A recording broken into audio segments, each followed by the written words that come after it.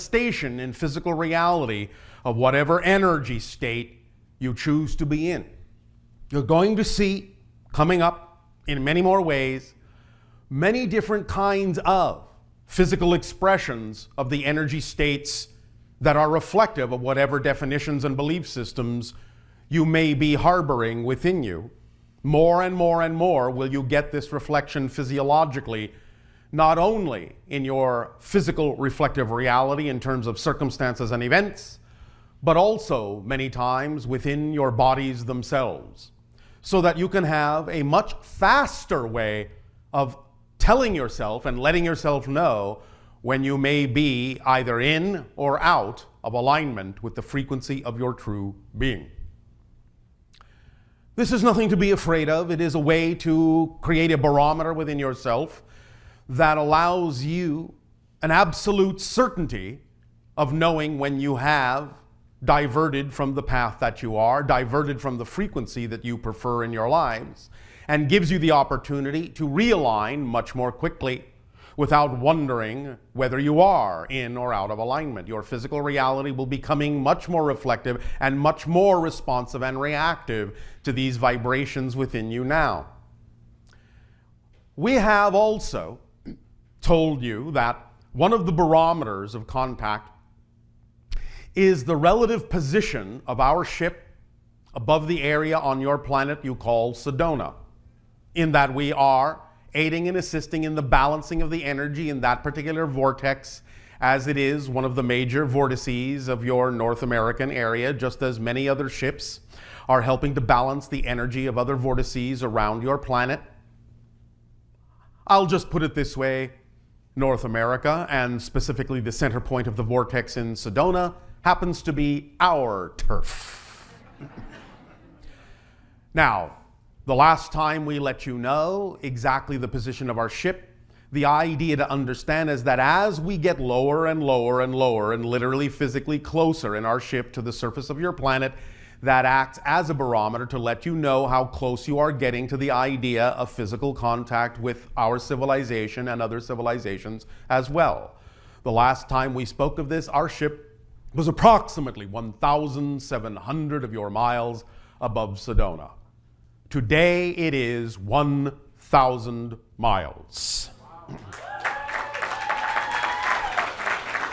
Now, what this means in having arrived at this particular location is that we are now going to begin a process that is common to these contact events, to these first contact experiences, to help accelerate the process in a way that will give rise to what we have just talked about in terms of the acceleration of your physical reality's ability to reflect to you and respond to higher vibrational energy.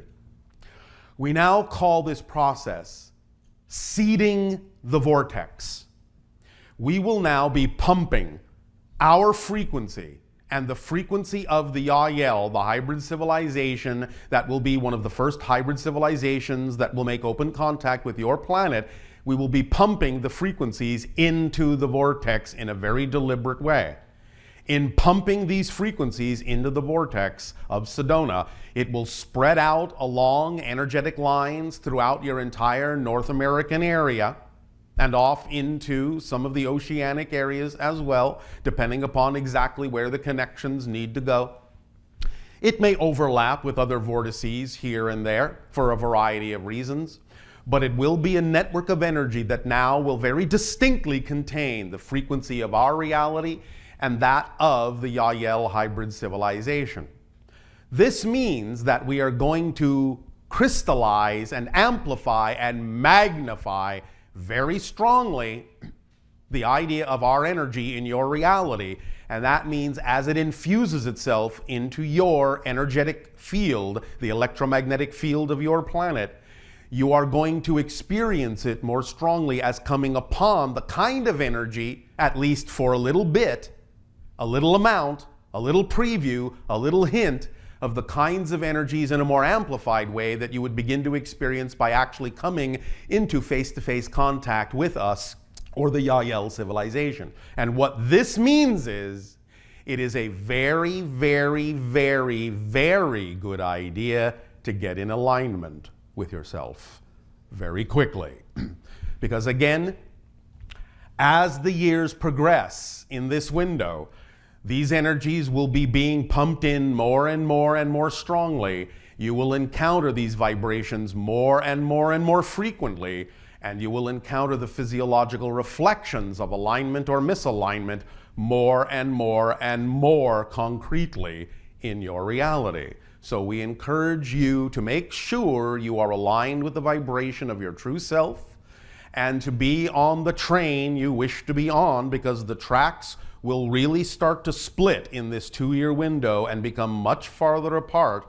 Be on the track that is representative of the vibrational reality you really prefer, live the life you really prefer, take action on your dreams in the way that you really prefer to, more and more and more, because the tracks are getting wider and wider apart.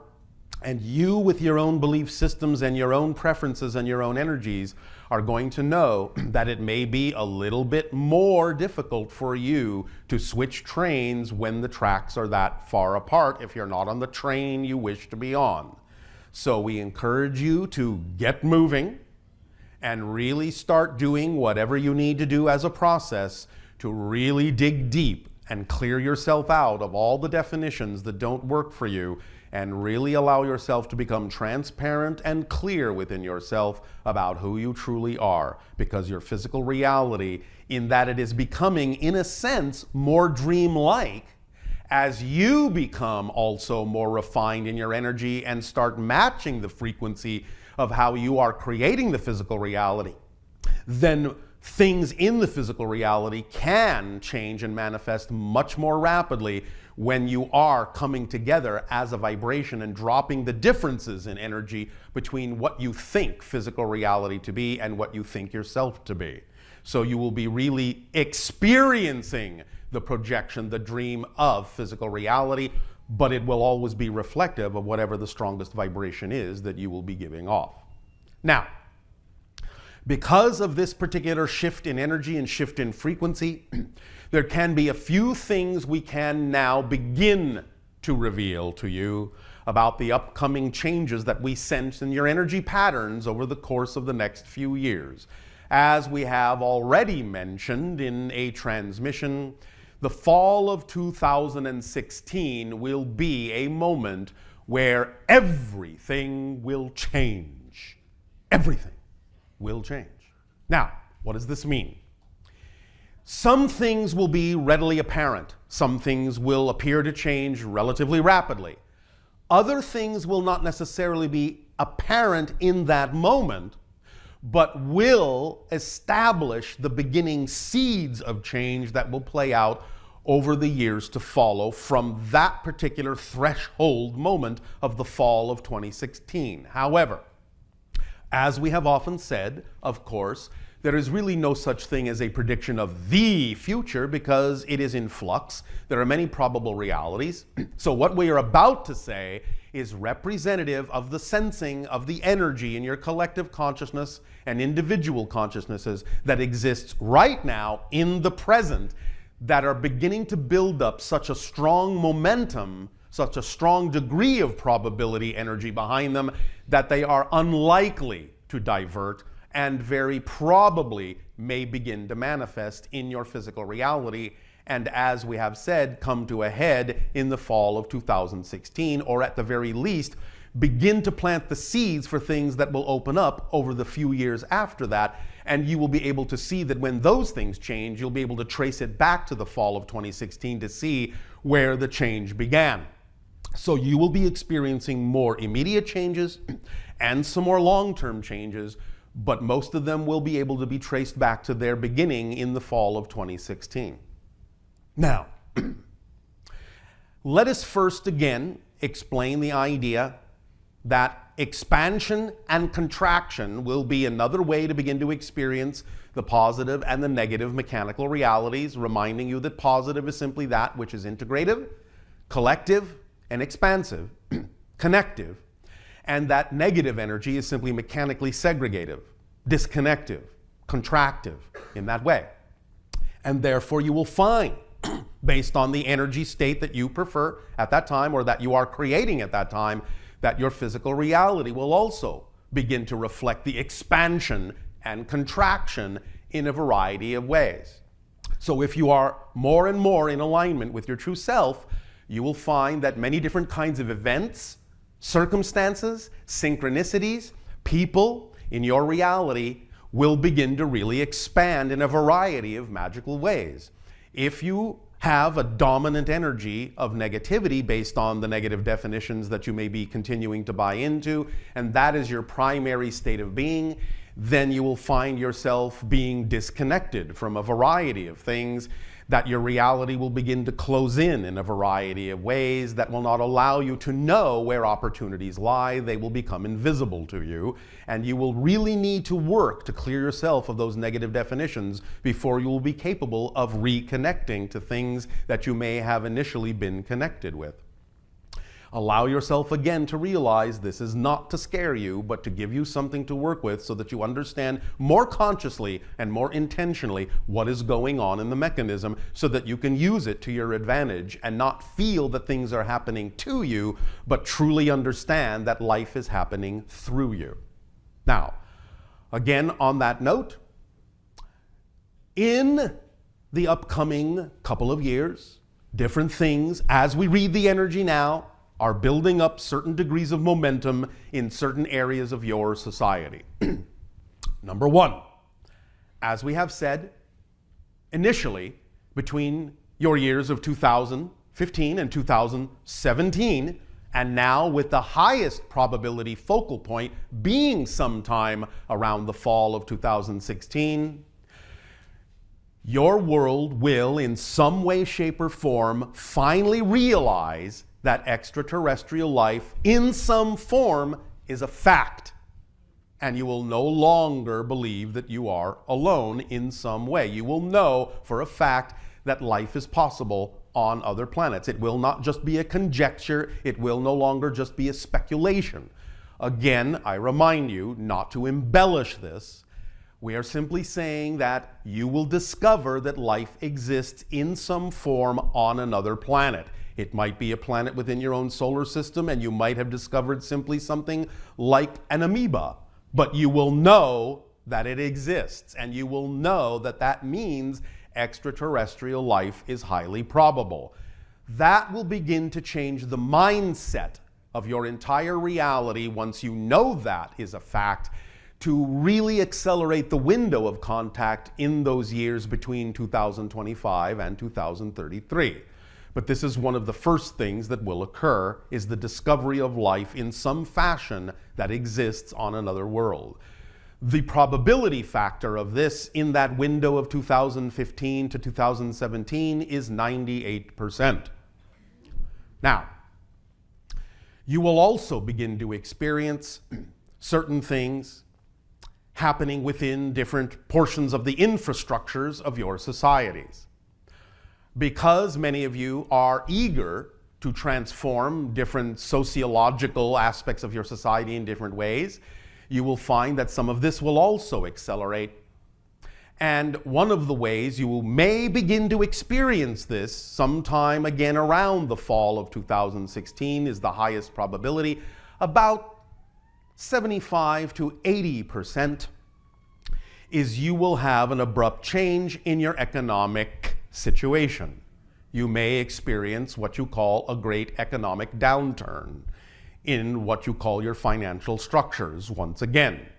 However, the positive side of this is that it will create a different mindset about the idea of economics that will begin with a very strong upsurge from a large contingent in your society, and in particular in your particular North American culture, where you will begin to finally let it be okay to explore different ways to begin arranging your economic system. It will not change all at once, but one of the first things that will happen after this particular contraction of your economic system in that time frame will be the complete revamping of what you call your taxation system, to allow your society to rebalance itself and get back on its feet. and this will cause a directional surge that will be able to move its way like a wave of energy through your economic system that will have incredible repercussions in the following years, so that by your year of 2020, you will find that many things in your economic system that no longer work for you will really begin to fall away, and that new systems will begin to be discussed and put in place in the beginning of that time frame, so that by your years of 2025 to 2030, you will have revamped your economic system in a way that will allow you to function far more easily in your planetary global system. This, again, has a factor going towards the year of 2020 of about 87 to 95%, beginning with this contraction in your economic system somewhere around the fall of 2016. In your political systems, you may find that things in 2016 may at first appear to just be same old, going back to this and going back to that, nothing new. But that will set the stage for something that we have just talked about in terms of the revamping of your taxation and economic system. And then, in your year of 2020, you yourselves will create at about, again, an 88% probability, as we sense it now, a new, completely historic event in the idea of your political system. We will find also in what you call your scientific realms in this window of 2015 to 2016 and up to the years of 2020 and 2025, a high degree of probability that you will finally allow yourselves to have the very first hints and indications of something that can really be practical and effective on your planet as an alternative energy system that can be mass produced and allow for the beginnings of the understanding of tapping into what you typically call free energy. It will be an infant kind of presentation at first, but it will mature very rapidly over the course of the 10 years following 2020 to 2025. But this will also be predicated by a contraction where it is very likely that between now and sometime in what you call your years of 2017, 2018, maybe 2019 at the latest, there is a high degree, again about a 98% probability that there is going to be another relatively devastating terrorist action. This will turn things around in a variety of ways, or at least begin to. In the same tone of the contraction energy, you will also find that sometime between now and your years of 2020, there is a very, very high degree of likelihood, stretching almost to 100%, just shy of it, that you will also have what you would call another nuclear meltdown. These things in combination will spur the expansion into new directions that will allow for the final allowance of the beginning of new forms of energy on your planet, new ways of doing things, where you will finally clean your slate, start from zero in certain areas in science and in politics and in sociality, and really begin to investigate in all seriousness the idea that you must start walking down new paths and start to pool together in ways that will allow you, in working together, to come up with things much more rapidly than you heretofore may have believed you were capable of.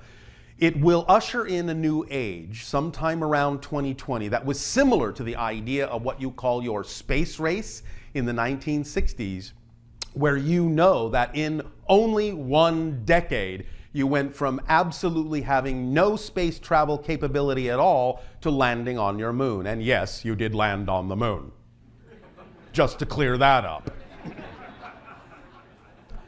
And so you will again in 2020 usher in another era like this, where you will find that in that decade of 2020 to 2030, you will find inventions and capabilities that you never believed possible will start springing up on your planet And in working together, you will find that you will be capable of having abilities and adventures far beyond what you thought your societies were capable of, because you will finally be focusing yourself in a way where you will use your resources in a coordinated way in the way you did back then. And when you do that, you are capable of almost anything. And that will really begin to turn things around and accelerate the idea of open contact, so that you will finish out the window of 2030 to 2033 having an absolute understanding of disclosure of our existence and open contact beginning in earnest, where most people on your planet will be well aware that beings from other civilizations are now in contact with your civilization by the ending of that window. And from there, moving forward, so that by your year of 2050, you will be entering as a member on your initiate level into the Interstellar Alliance. And from that point forward, learning about the idea of your connection to the stars, learning your true histories, learning where you are going, and being able to aid and assist other civilizations on their journeys from that point forward. One moment. One moment. One moment.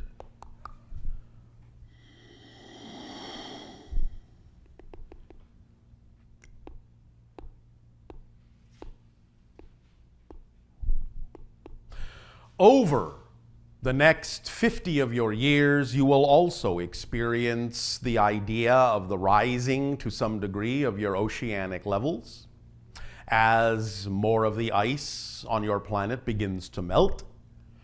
But eventually you will find that this will tip the scales in a certain way that will begin to reverse the process, so that somewhere around your year of 2050, when the oceanic levels are at their relative highest at that point, which would be an average of about another 35 to 50 feet higher than they are now, you will find that it will begin to reverse and your temperatures will begin to drop, and you will actually start going into a minor ice age. It doesn't mean everything will freeze everywhere, but the temperatures will begin to come down again, and some areas now that may be relatively temperate will become a little bit colder, a little bit cooler.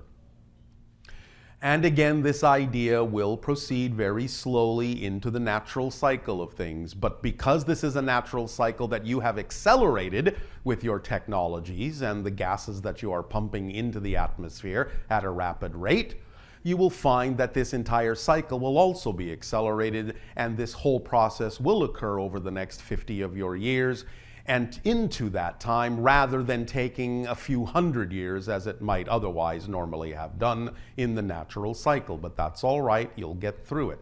There will definitely be things you will have to change. Many of your coastal cities will no longer be capable of supporting individuals as they go underwater, but you will work this out over time. One moment.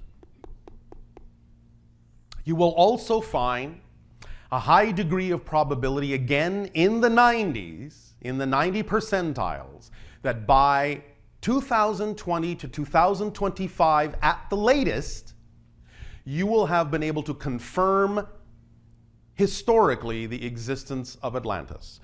Someone will finally find the last hall of records that exists in that time frame. This again will also usher in a completely revamped understanding of your history, and many, many, many of your history books will need to begin to be rewritten. Fortunately for you, you are doing this digitally now, so it won't be that difficult. You won't have to scratch at your parchments anymore. You will also find in this Hall of Records that not everything, but a large percentage of what was lost in the Library of Alexandria will be refound. And so again, you will gain much knowledge that heretofore has been lost to you over the course of the last centuries in your civilization. And again, this will also usher in the idea of a new golden age, a new Atlantean age, wherein you can really begin to accelerate in your progression in this way.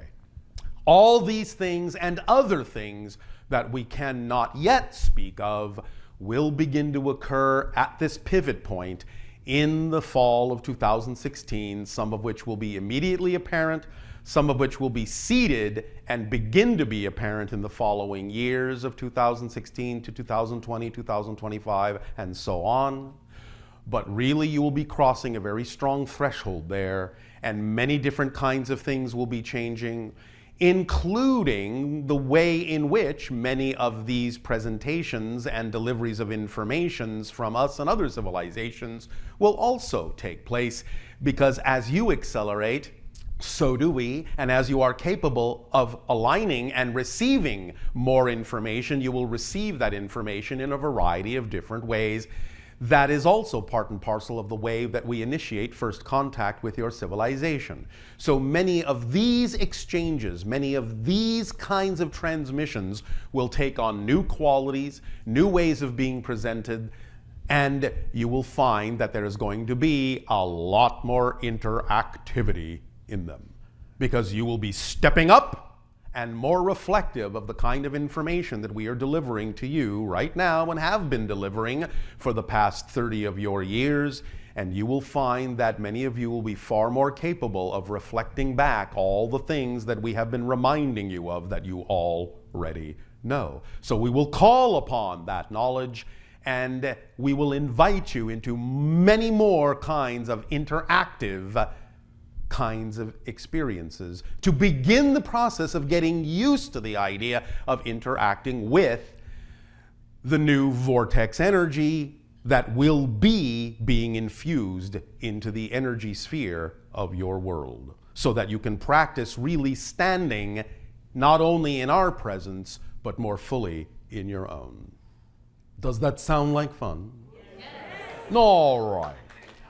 So then, we thank you for allowing us at this time to deliver this idea to you, the beginnings, and there will be more as time progresses in this 2-year period of expansion and contraction. There will be more and more and more information as the probability levels rise behind different aspects of your society. We will deliver more and more sensings of where the energy is going to help guide you, to help chart a course, so that you can draw a map, in a sense, of where you need to be relative to all the changes taking place around you in your reflective reality and all the changes taking place within you in your own consciousness.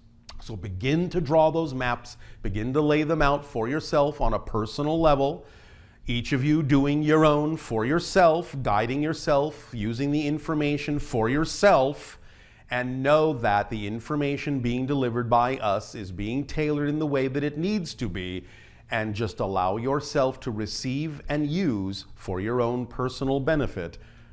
But you don't need, in that sense, to guide anyone else except by guiding yourself and being an example that others can see in you. That by guiding yourself, they are given an opportunity to know that they can guide themselves as well. In return for the gift that you are giving our civilization and other civilizations who are now very excited to begin this new level, this new process, this new acceleration of expansion and contraction with your civilization in this new phase of contact with you, in return for that gift, I ask you now, in what way may we be of service to you with your questions? You may proceed. Hi, Bashar. And a you good day. A couple years ago, in one of the transmissions, you responded to a question about gravity with the copper ball experiment. Yes.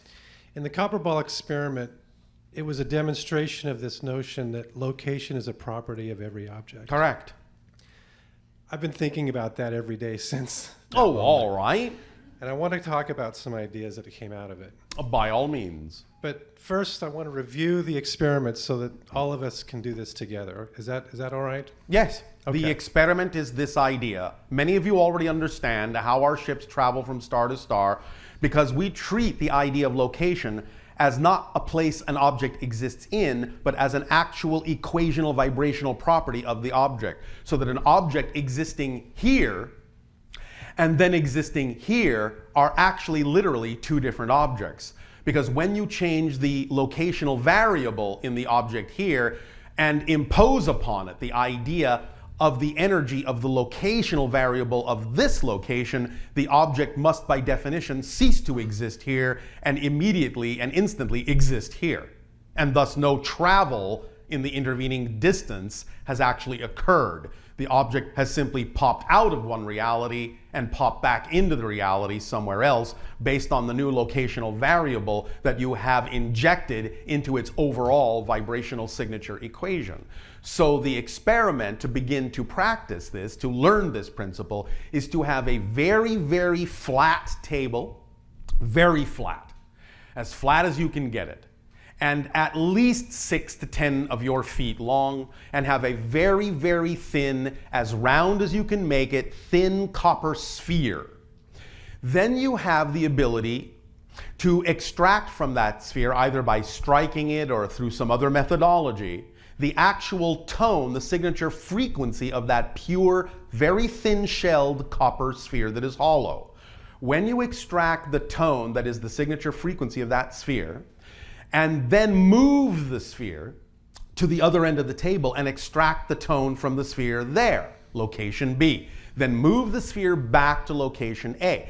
Then in any way you can with your technology, either acoustically or electronically, amplify and magnify the vibrational tone of location B, but bombard the sphere in location A with the vibrational tone of location B, and you will begin to watch that the sphere will start to roll to location B automatically with that vibrational tone, and once it arrives in that location, will stop and go no further because it has found its resting point within that vibrational equation. That's the experiment. Fascinating. That will begin the ability to investigate how to really unlock an object from one vibrational locational reality, and in that unlocked state impose upon it enough energy of the new location to have it actually pop out from location A and pop in at location B without actually just traveling from one point to the other. Make sense? Yes. All right. What really stuck out with me was the idea that it traveled slowly, and it made me wonder about gravity in general. Yes.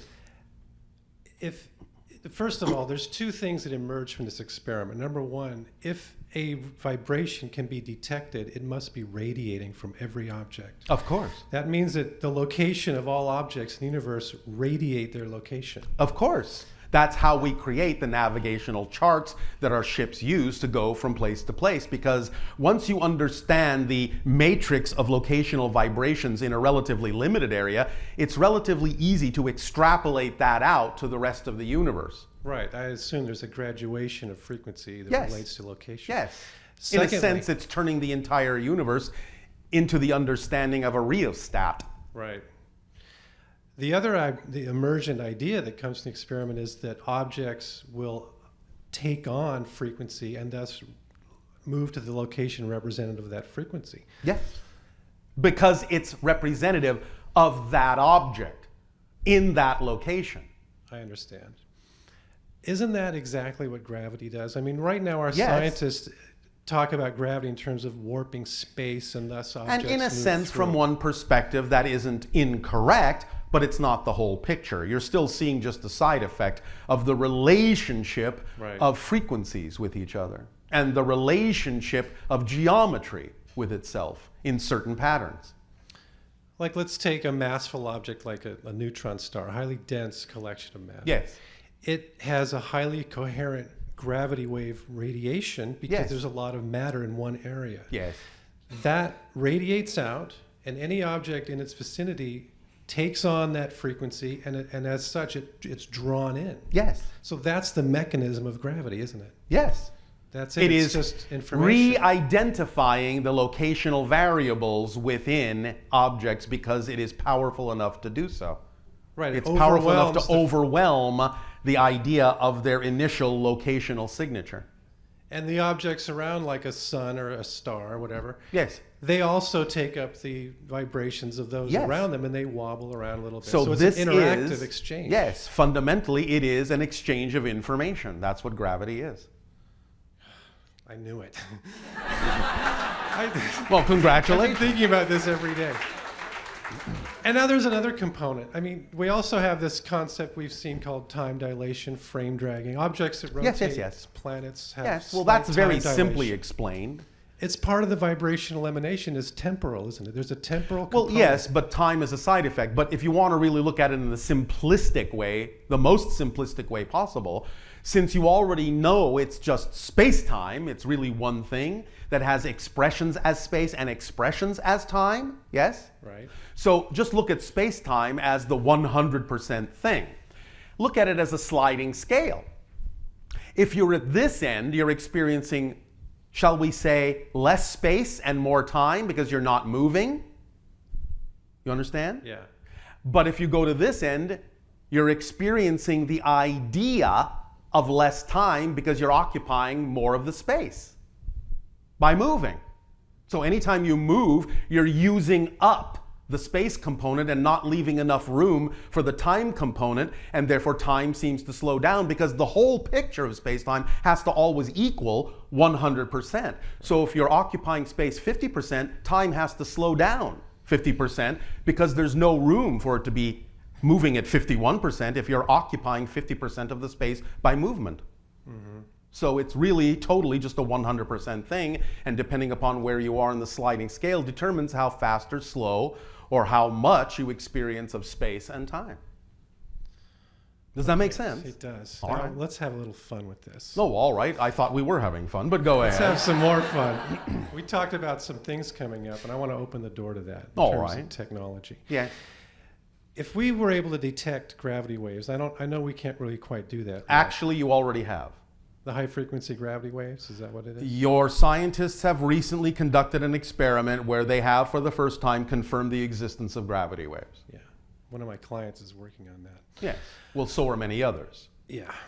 The problem is we don't really have the ability what? to detect. Well, The we what? can't detect it outside of the background noise, so there's a discrimination problem right now. We understand, but that's a challenge that you will have fun solving. Yeah, it's deliriously fun. Well, I that was wanna- convincing. I want to just put out a proposal for an electrogravitic propulsion system. Yes. If we could detect gravity waves at, say, a forward area of a ship, Yes. relay that data to the center of mass of the ship, Yes. amplify it, modulate it, Yes. impart it to a center of mass, wouldn't that result in forward movement along the vector described by the center As of long mass? as you also impart the idea of less behind the ship, so that you're riding a wave like a surfer. Again, scientists are already working on this on your planet. Yeah. Okay, so that would work. Oh yes, absolutely. Your scientists already understand, at least some of them do, the true beginnings of what you have colloquially referred to as a warp drive. Right. You just don't quite have the technology for it yet, but the Yeah. principle is sound. What is the nature of these waves? What would be the best way to start really detecting them with assuredness? Like really Well, as soon as you understand that the relationship within gravity is an informational exchange and that a locational variable is part of that, then you will begin to understand how to use gravity and how to alter the information in a way that serves you. Is it an electromagnetic? You talked about vibration. Well, electrogravitic, if you wish to put Electrogravitic. it that way. The other thing I'm intuitively sensing is that perhaps it has a multi-dimensional component. Always, In other of words, course. we're in third density, but I sense that it's a fourth density wave that has third density effect. Actually, it's much higher than that dimensionally, but it does filter down through the dimensions, and in your dimension, this is the effect you get. So in order to really start getting into this, we have to have a fourth density detection At least system. a fourth dimensional or fifth dimensional, actually, understanding of it so that you can utilize what is happening in your fourth dimensional reality. Right. And would it be, when I've looked at hyperdimensional physics, it tends to be that these quantum leaps in frequency domains. Yes. So to get into the fourth density detection, we have to get to a higher level of frequency. right? Yes. And then that gets filtered down into third density as like a, Yes, but you're moving into Dropping fourth down. density. Do you understand the difference between density and dimension? yes. All I right. do. All right. So you're moving into fourth density, but you will remain in physical reality in fourth density. The idea is that you already exist in fourth dimensionality because you have 3 dimensions of space and 1 of time. Okay. But you need to allow yourself to begin to understand the properties of fifth dimensionality to truly understand from a higher point of view how to relate to and translate the way in which these things translate or filter down into the lower dimensions, and go from your understanding in fifth density so that you can utilize this understanding in fourth density. And this is why we urge and encourage all of you to really work with your higher mind, because your higher mind already exists in the idea of fifth density. So seeing these things and understanding these things from the perspective of your higher mind will allow you greater understanding in your physical reality experience. Can we detect the higher dimensional frequencies by looking at the lower harmonics? Because I think that we You can't can see get them from hints here. that they're there, whether you can detect them directly or not, but you can certainly get side effects that let you know they exist, even if you cannot have a direct detection. Okay, so that's the starting point. That's the starting point. Okay, Thank you. thank you.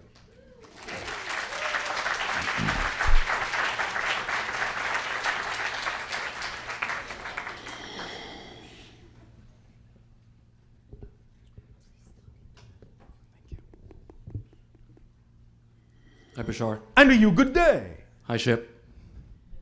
Good day. I wanted to discuss on 2 subjects today. All right. One is UFO summonings. Are you familiar with UFOs. summonings? We've been doing UFO summonings in Yes. LA lately, Yes. and the objects that we see is balloons. Balloons. Yes, but we What are you notice- defining as a balloon? Well, technically, when we see the balloon, it's not moving like a balloon, and it's shape shifting of some sort. Do All right. you have any details? Well, you're looking at an energy projection, Okay. not a solid object, obviously. Does it have its own intelligence? If it doesn't have its own intelligence, it certainly is being guided by an intelligence. I see. Sometimes those kinds of projections can actually be representative of other dimensional beings, and that's the way that their energy translates into your reality, to be seen that way. Okay. And sometimes they're actually a form of technology as a probe into your reality that is guided by intelligence. I see. If it's guided by intelligence, can you tell me by whom? No, Okay. not allowed at this time. All right. All right. Second subject. Yes. I'm aware that this cube can speak different languages to its host. Ship, could you do the same? Cube. Yes. Cube. The glass cube, golden mean proportion. Yes. Yes. Can speak different languages. To the host. Well, technically, you mentioned before that this cube taps into the same source as your ship. Well, yes, but it's also designed to deliver information or reflect information from the higher mind of the individual with whom it's interacting. Okay. That's what we do with our ships, because the ship is a representation of our specific higher mind. So, since Darryl doesn't know how to speak, like, say, for example, French, can the ship speak to Darryl and translate through this physical? No, because again, remember, the idea is that we are simply utilizing the channel as a translation device, and whatever the translation device is programmed with is what will come out. There is no reason at this point to supersede that. Okay. Can the database be uploaded to the ship Why would it need it? to speak different languages? It doesn't need to. Okay.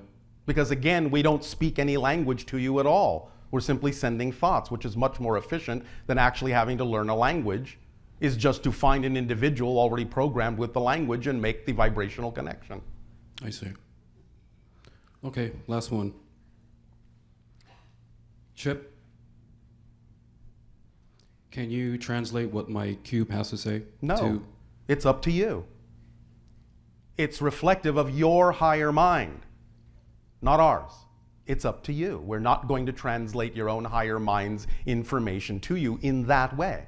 That's up to you. Okay. If you have created this permission slip as a reflection to understand how to communicate more easily with your own higher mind, then that's the process that you need to learn. So we're not going to interfere with that. Please ship. We're doing you a favor by not doing it. That's what you need to understand. You need to go through the process because the process is the point. I see. You'll figure it out. There's Okay. no rush. Okay. Thank you. Thank you.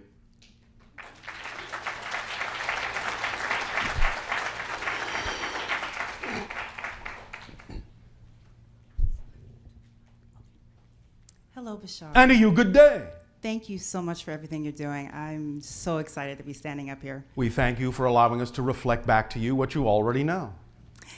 My first question is, I have been told that I will have beyond rainbow children.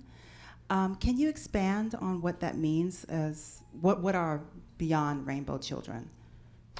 The idea can be a reference to a couple of different things. One of the primary references is the interpretation of the hybrid children that will ultimately be living among you on your physical earth, that you may already have connections to. And I will have them physically, like go through a They pregnancy. will ultimately be brought physically to the earth in certain safe enclaves to learn how to acclimate to society and allow your society to acclimate to them. And many people who have genetic connections to these hybridized children will be capable to varying degrees of probability of interacting physiologically with some of them, yes. Okay. So then my second question, which is connected to that, is what role can a mother play in to help her children catch the wave of expansion that's coming? Well, of course, allow your own alignment to happen so that you will have the ability to have the imagination and inspiration to create whatever needs to be created that you need to teach them. But allow them to learn how to do that for themselves would be one powerful lesson. Help them become more interactive. Help them learn by doing, to learn the consequences of their choices in a safe environment. Empower them to know that they can create whatever they need without having to hurt themselves or anyone else in order to manifest what is necessary in their lives. And you will give them the tools and abilities to live lives in a very fulfilled way. Okay. You have to be the guide for that and the example for that as the parent. Okay.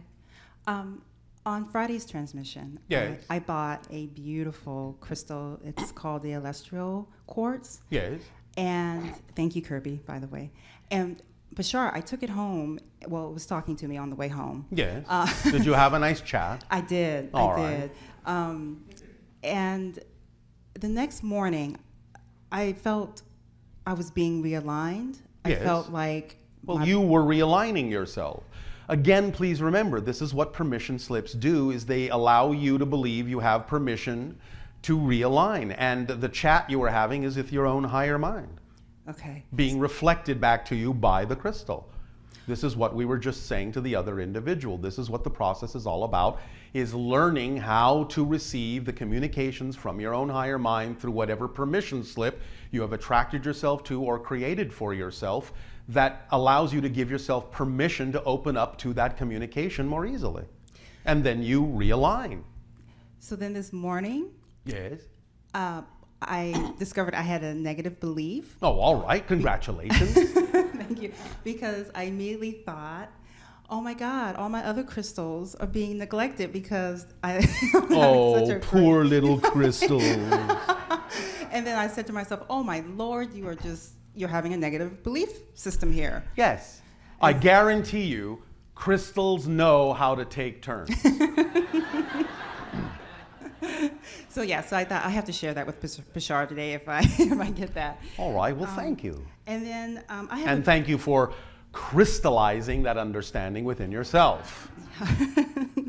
and I have a very strong connection with the Palladians. Pleiadian. Say that again. Pleiadian. Palladian. Pleiadian. Pleiadians. Thank you. And I was wondering if you could expand a little bit on my relationship to them. I I feel like they're brothers and sisters to me. Well, they are in many ways cousins to many of you. They are an offshoot genetically, and you are an offshoot genetically. You are connected to a similar source. That's why they are very human looking and you are very human looking, is because you share similar genetics. So they are in many ways actually cousins of your species. Ah, okay. And I work with angels and ascended masters. Yes. And I was told I was an earth angel.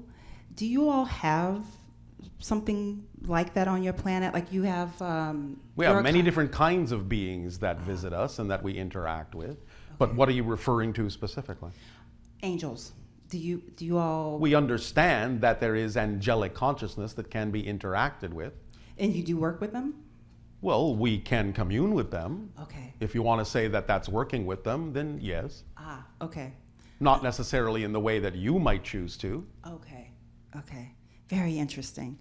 And I've also been told that I am going to teach people how to practice tantric sex. Oh, all right. And when are you going to start that?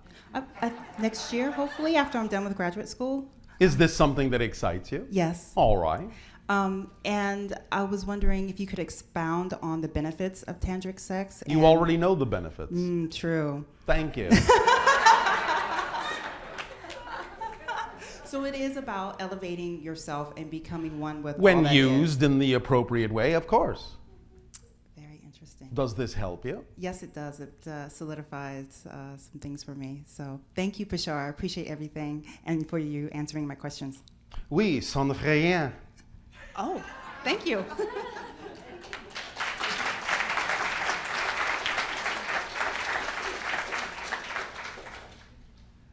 How was that, Frenchie?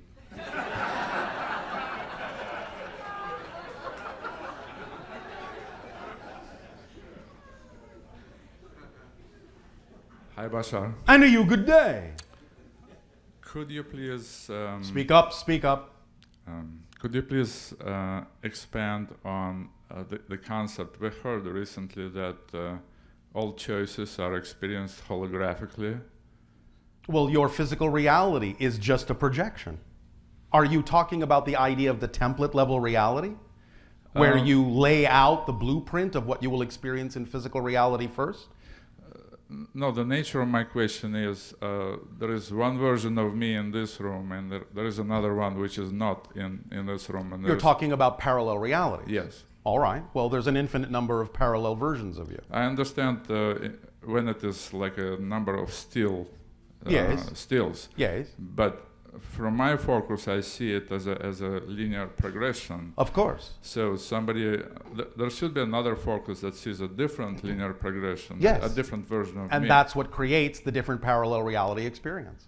I understand, but now I raise my right arm, but Yes. another version of me raises my left arm. Yes.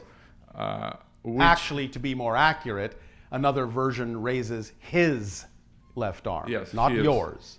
Right. So, is this a different me with Yes. a different soul, a different higher Yes. mind, Yes. and different ego structure? Yes. It may Okay. be the same oversoul or an oversoul of an oversoul, Okay. but in terms of the soul level, the higher mind level, the physical personality level, it is a completely different person. I see. So if I take another person that took exactly same path to this microphone as me, Yes. But- it won't be exactly the same. It can never be exactly the same. It may be so similar you can't tell that it's Okay. different, but it can never be exactly the same, because if it is exactly the same, then it's your path I see. and it's the one you're experiencing. I see. So basically, it's hard to distinguish between two, but they're different.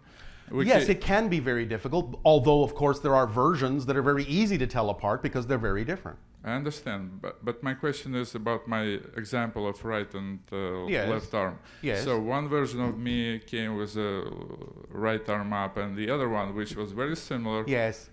came with a left. Yes. Yeah. And we, another version of us, are Oh, having a I see. conversation with Yes. that version of you right now, and they're using exactly the opposite example Yes. Okay. and wondering if you exist.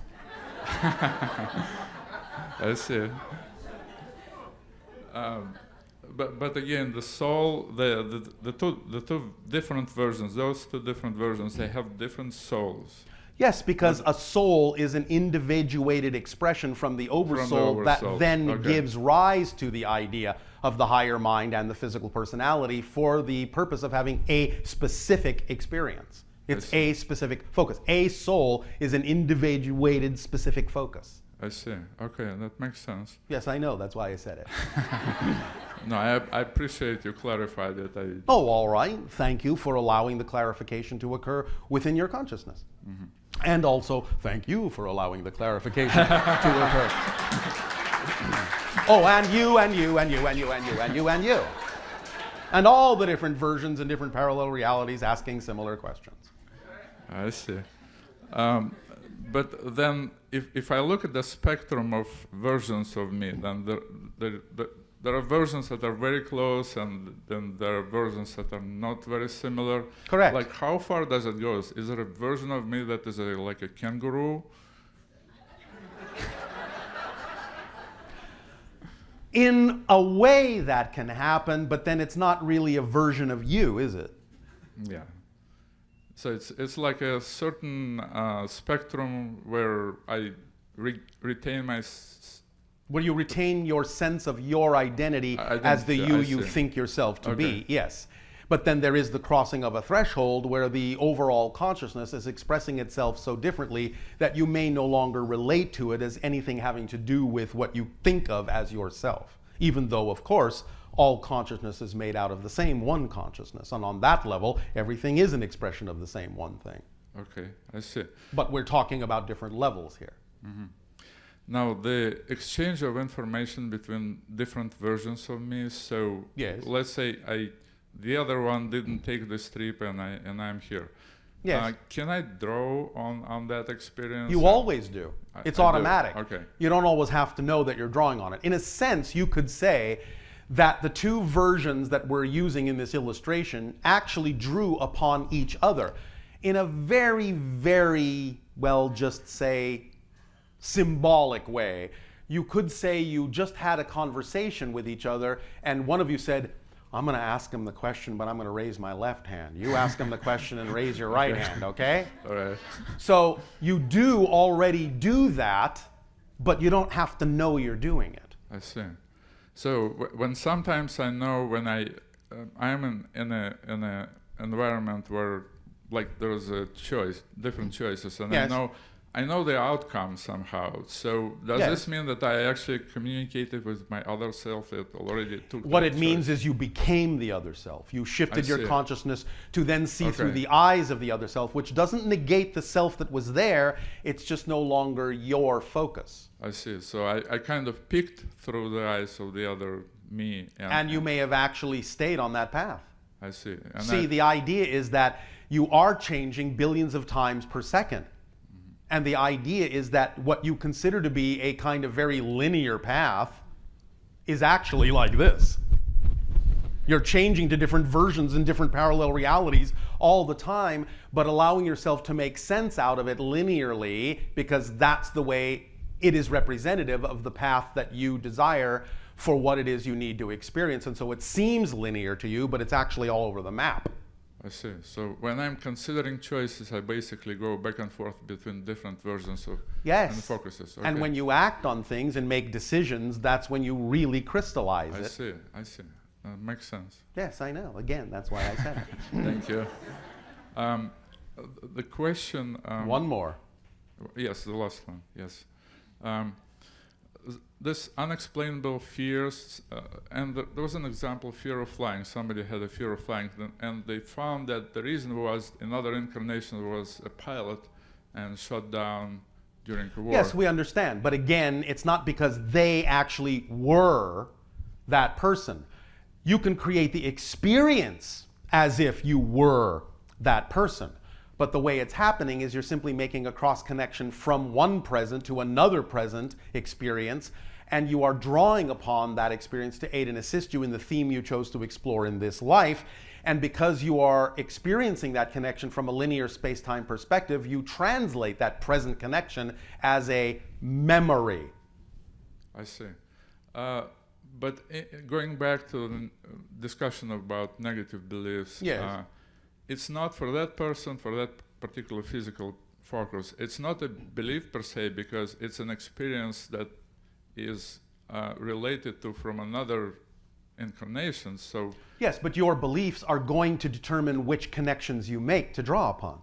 okay, so you're saying in this case, to get rid of that kind of fear, I have to go to... You have to find out how the negative belief may be serving you to have it, understand the reason you are using it, and then realize that maybe you can understand the same things from a more positive perspective and let the negative connection go. So the nature of the belief is my connection to that experience during war. The nature of your belief determines and filters the nature of the connection, yes. Okay, so I see. There is something in my belief that actually directs my or like exchange of where I draw information. Well, the into higher that. mind will coordinate that, but your physical mind will interpret and filter the information in whatever way, shape, or form is representative of the strongest beliefs within the physical mind, even though the higher mind may be making the connections for you. Okay. All Does right. that help? Yes. Thank you very much. Thank you.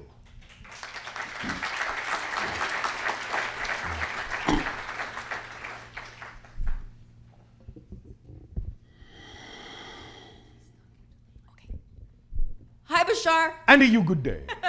Okay, first question is, can you explain why do certain souls come in to experience really difficult circumstances? Like, for example, animals who are born in slaughterhouses, people who come There can in. be as many reasons as there are individuals. You have to look at it on a case-by-case basis. But to give you a generality, if it is recognized that there are many people expressing the idea of negative beliefs, fear-based beliefs, then someone willing to have the compassion, the power, and the strength to act as an example of what the resultant consequences are of those fear-based beliefs may be willing to do so, to act as a demonstration, so that by seeing demonstration after demonstration after demonstration of the negative consequences of negative beliefs, you might actually finally get tired of operating on that level, and therefore that being has done you a service of bringing it to your attention and allowing you to make a change. Great. That's how powerful and how loving those beings can be, because they know they are eternal. You understand? Yeah, that helps a lot. All right. The other question is, when you were talking about contraction, Yes. well, it kind of goes into what I was just talking about. Yes. How do you help on a planetary level when you see such disparity or things like By fear-based? acting on your highest excitement, being the being that you prefer to be, taking the actions that are representative of the kind of behavior and actions that a being like that would take to lock in the commitment to demonstrate that you are in fact operating on that level, and then being a living example to others by sharing your perspective without any insistence that they must agree with it. That's how. Okay, great. Make sense? Yeah, Does that help? that helps. All right. Last question. I always feel like I'm an alien since I was a kid. I just want to Gee, know if me I am. too. What a coincidence. We have something in common. Is that just This a is a feeling? common symptom that many of you are now beginning to experience because you're opening up more consciously to other simultaneous connections and existences that the greater being you are also has. It doesn't mean you're not an earth person, because that's where you were born as this person. But what you're opening up to is that the greater being also has simultaneous incarnations going on in different civilizations. And when you open up to that, you start feeling a little bit more alien than you normally would. But the idea is to use those connections and bring them down to earth, not use them to detach from earth, but to bring those energies down to Earth and express them in whatever way is relevant for this particular adventure you're having, just as those beings are doing through their connections to you to draw upon your experiences on Earth to aid and assist them in the adventures they are having in other civilizations simultaneously. Great. Does that help? Yes, and can I just ask one more? One more last Two more questions? Two more, because I just Two asked more one. last questions. I just want to ask about my cat. What about Is your my cat? an alien too? Did you understand how we d- just explained this to you? I did. You do understand that cats can see interdimensionally, yes? Yep. Well, if you want to say that that makes them a little bit alien to you, then of course, because they are another species. I see. But they are terrestrial aliens, yes? Yes. All then, right. in essence, is everybody an alien then? If you are having parallel connections? Everyone has those connections, but you are a human having those alien connections. Gotcha. Does that make sense? Yep. It's both. It's this and that, not this or that. Gotcha. Make sense? Yep. So this dovetails into the common question that many of you ask, where do I come from, Bashar? If you're a human asking us this question, you come from Earth. So the real question is actually, what other connections might I have to other places simultaneously with this one? That's the actual understanding of what's going on. Where do I come from misses the point. Make sense? Yes. Thank you. Does that help you? Yes. You have any more last questions? No. Thank you. Thank you.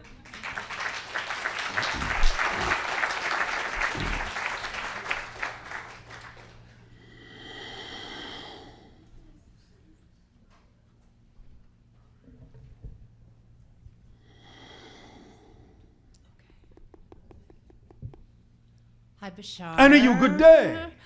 I would love to have the experience of talking to you, and You are talking to us. exactly. So done. So yay! Quick manifestation on your part. Congratulations.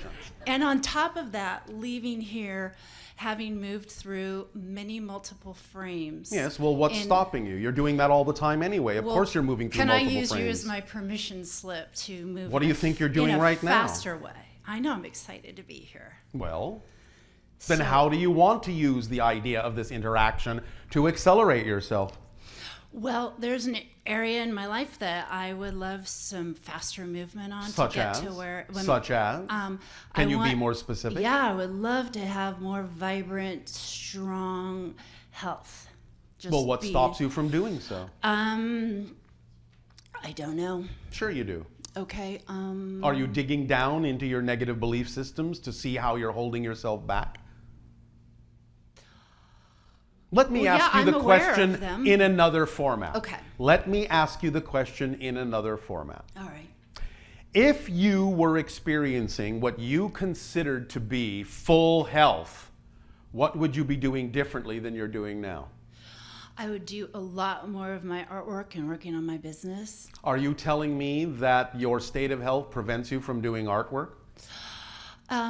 Yeah, Why are you telling me that? because I want to do more artwork.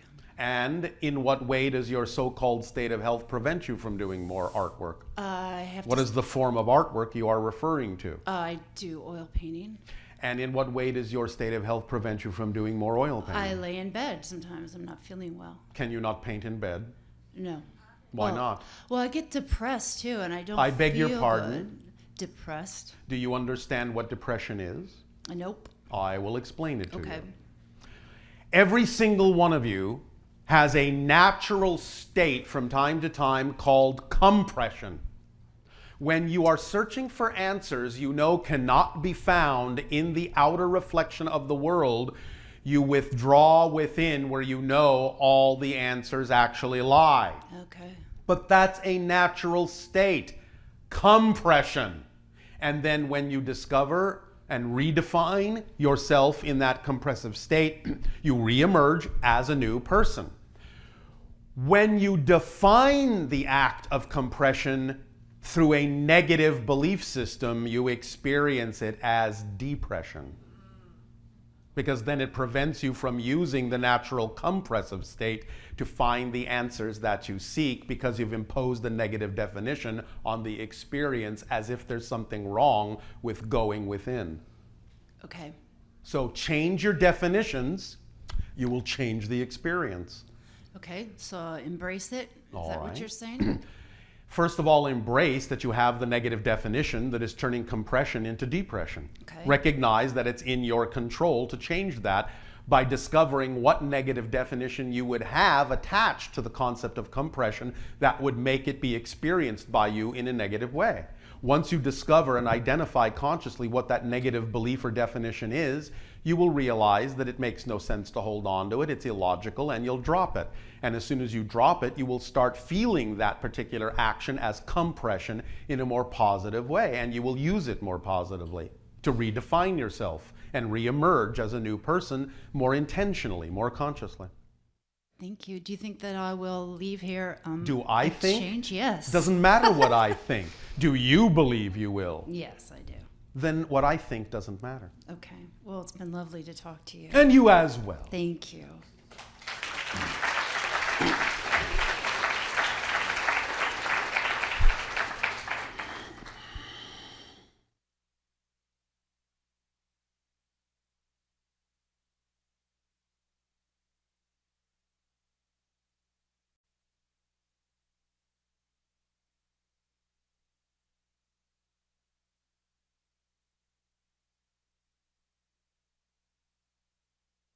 Hi, Bashar. And a you good day. Hi. Speak up, speak up. Okay. Be bold. Okay. So when Okay. so when people die, where our soul is going. Right here. Oh. But on a different frequency, so you experience a different reality. Everything is here and now. Everything is here and now, but you're just changing channels, and so that program is no longer visible to you. You have a different program, to use your television analogy. So, in that state, you have a broader perspective. You can see more, realize more, remember more of who you are. It's easier for you to see what's happening in physical reality because, in a sense, you've been there, done that.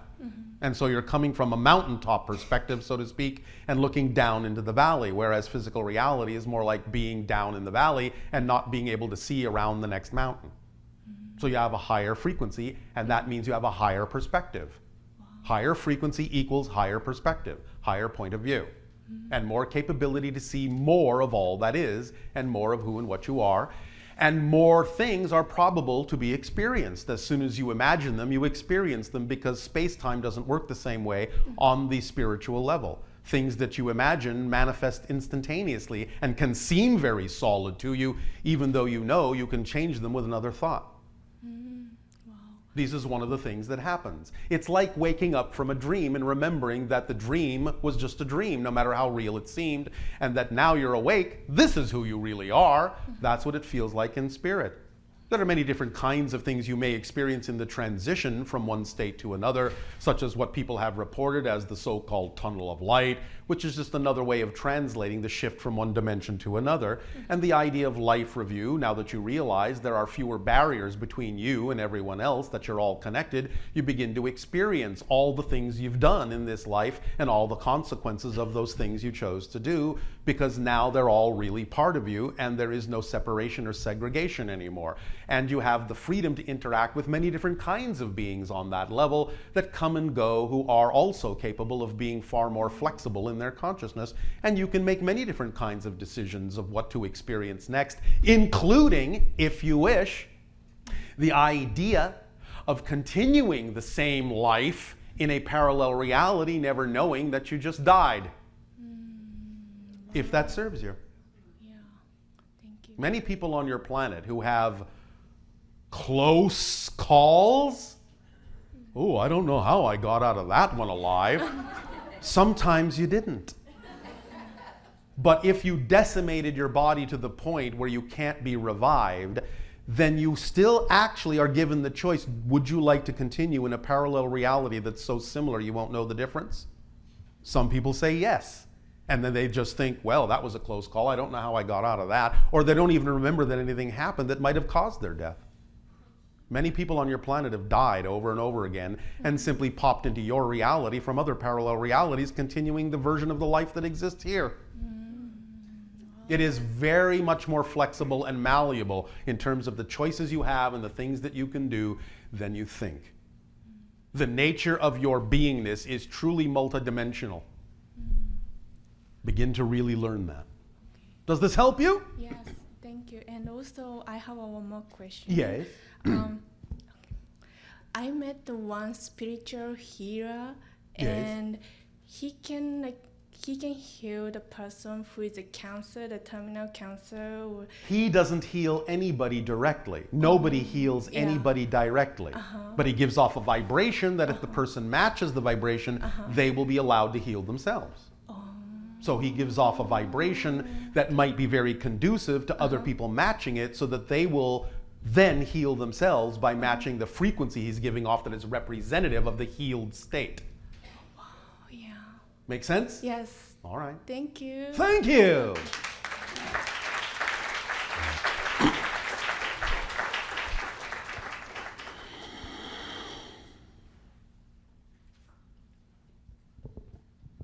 Hello, Bashar. And to you, good day. I want to say I love your expressive eyebrows. They're funny. All right. Also, I wanted to thank you for being in my life and having me find you. All right. Well, thank you for being in ours. That was 2 months ago. So I wanted to ask, I guess 2 months ago I saw a green light in the sky in front of my house, and Yes. I wanted to know if that was a spaceship or Maybe. a sign for... Don't know. Okay. We don't know the comings and goings of every craft, you know.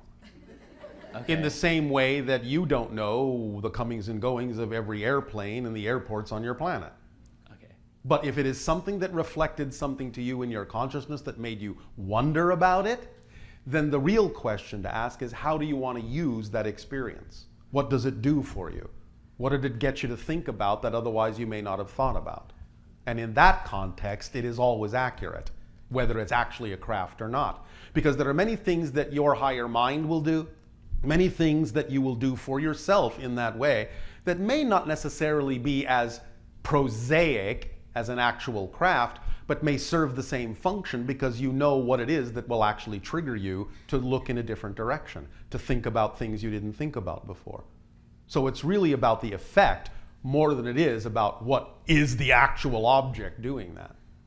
Yeah, it brought me... And again, you can always go by our quote-unquote rule of thumb for UFO sightings. And that simply is, if you're not sure whether or not it's a spacecraft, then it isn't, even if it is. Because why spend time wondering? If it's going to be an absolute certainty that it's a craft, believe me, you'll know. But if you're guessing, why bother? Okay, also around that same time or night, I got a knot on the back of my head that was Yes. felt like a bruise, and I was Yes. just wondering if I was visited or taken.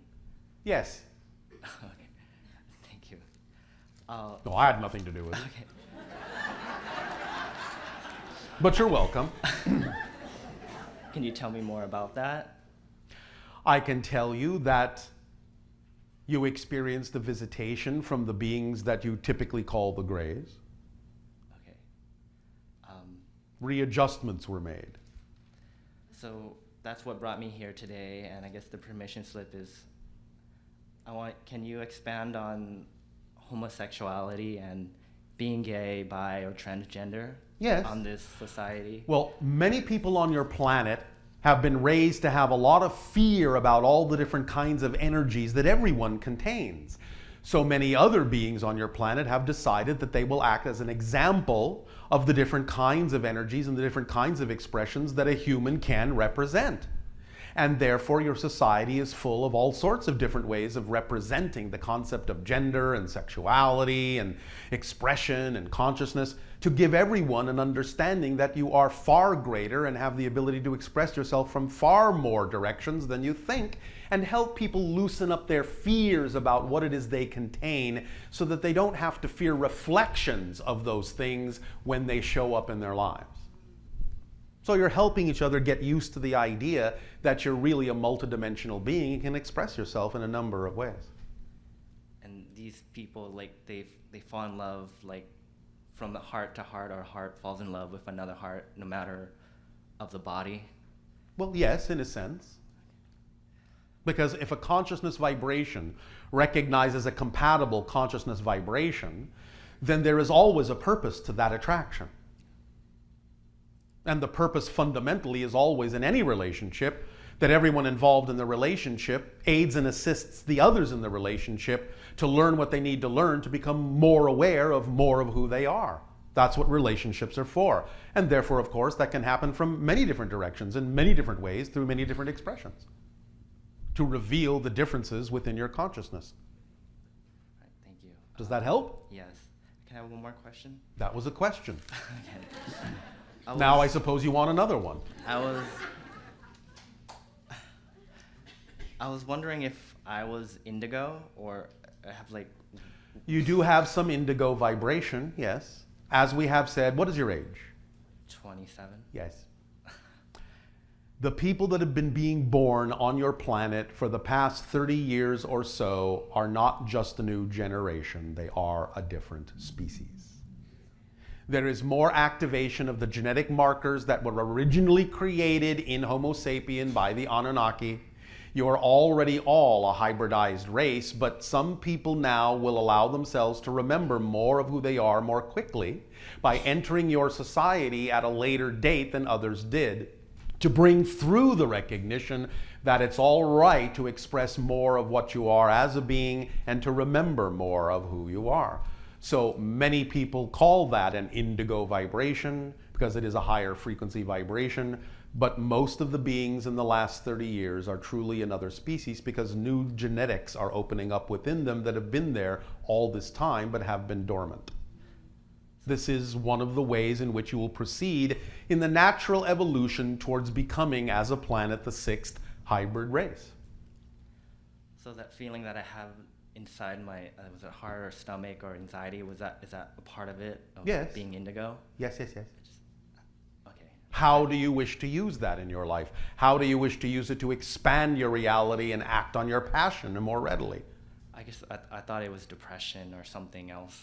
Or that feeling. Again, as we have already said, you experience things the way you define them. You understand? Yes. Your definitions absolutely color and filter your experience of physical reality because physical reality is just your projection. Physical reality doesn't exist without your perception of it. It doesn't exist on its own empirically. It exists in a variety of ways on its own because everything exists. But your experience of physical reality doesn't exist until you create an idea, a perception, a definition for yourself in order to experience it. Does that make sense? Yes. Thank you. Does that help you? Yes. Thank for you. talking to me. Thank you.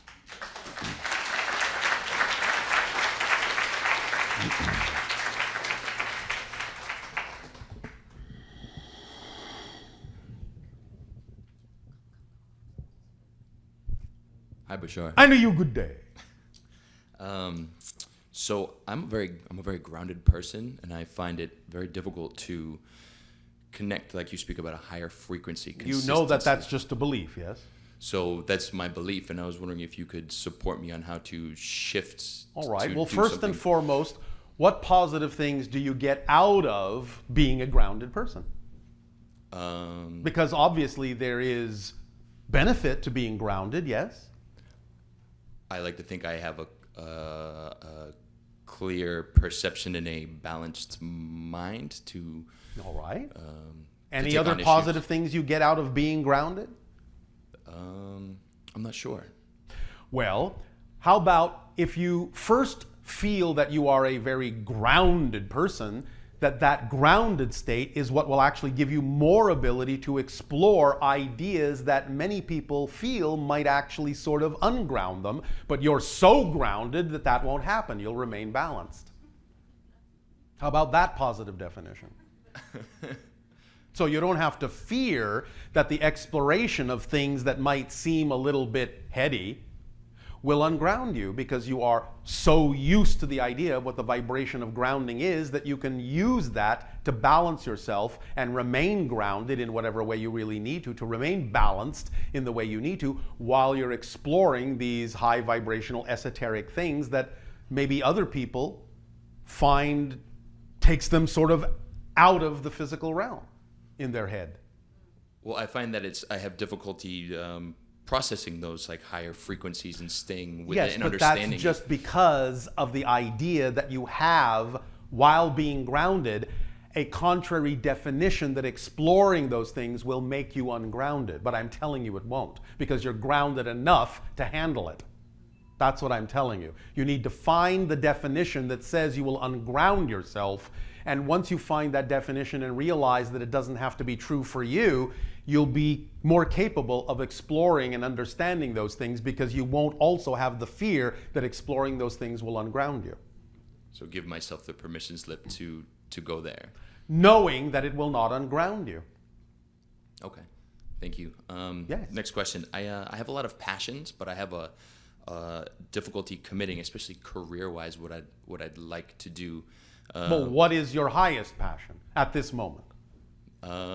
Coaching and supporting people in feeling good about themselves, finding their happiness. This is an expression of your highest passion at this moment? Yes. All right. Then what are you doing here talking to us? Is this also an expression of your passion? Coming here today and having this talk? Learning from you, yes. So what did you actually do? You actually recognized that in a moment when it wasn't necessarily possible for you to act on one passion, you looked around for opportunities and options, and you picked one that seemed to you to be more exciting than another, and you acted on it, even if it had nothing at all to do with your coaching directly. The idea of acting on your highest excitement, as we explain it, never needs to have to do with a particular career.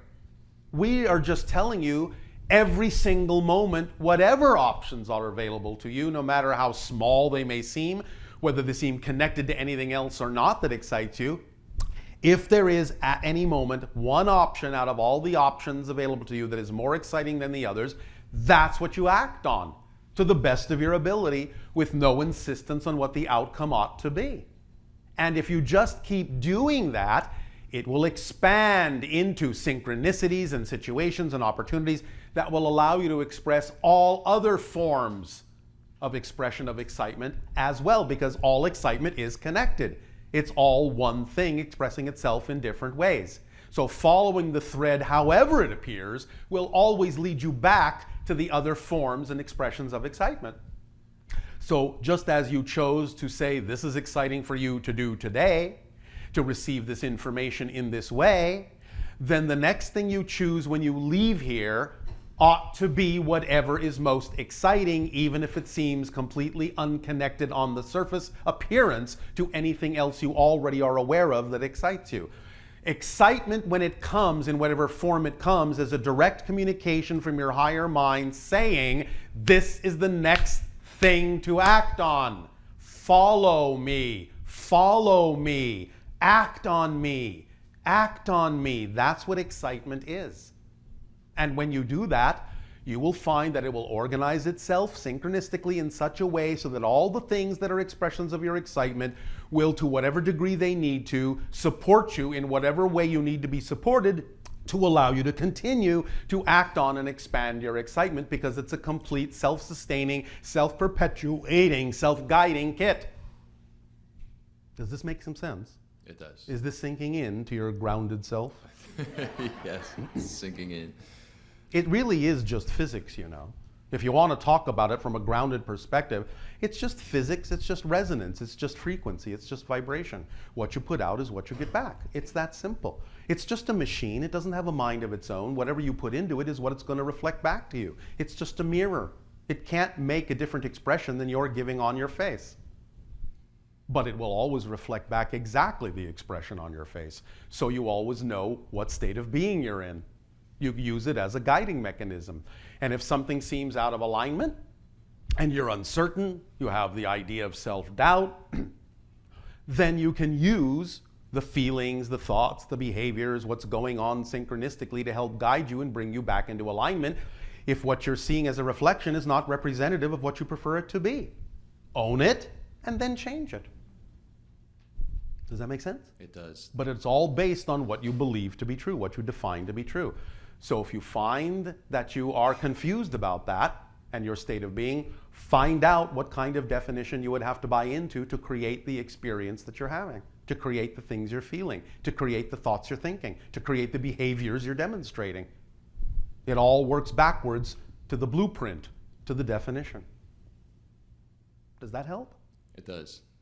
Thank Anything you. else? Yes. I've always felt like I have had angel or angels watching. You all have guides. over You're me. never alone. What does that look like to you for humans? Is that like someone that's consistently by our side, or is that something that No, comes not and always goes? necessarily. Because again, they will operate according to the idea of your linear time sense of what you need and when you need it. Everything always exists and everything is always here and now, but they also do have lives, you know. I shouldn't keep asking for their support and getting me Their out of trouble. support is always given exactly the way you need it, exactly when you need it. You are always receiving everything you need from everyone. If you don't perceive that you are, it's because you're the one blocking it, not because it's not coming to you. Because it's always flowing. If from nothing else, from source. It can't stop flowing, or you would not exist. So you are always receiving. If you don't perceive that, it's because you're blocking the reception with the definition. Let go of the definition, and suddenly you will perceive that you are constantly flooded with information, support, guidance, and help and love. It's never, ever, ever, ever stopping. Ever. You are existing in a constant sea, a constant flow of guidance, support, energetic love. It never stops.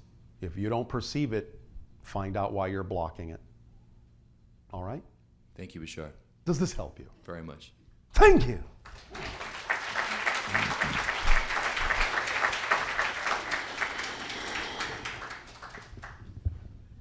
Hi, Bashar. And you good day. I have a few questions, and feel free to stop me when I'm Oh, going don't worry over. about that. All right. Thank you. And if I may just ask, if you would, let me finish the question before all right. answering. Thank you. On one CD, you had mentioned 7 laws of manifesting your reality.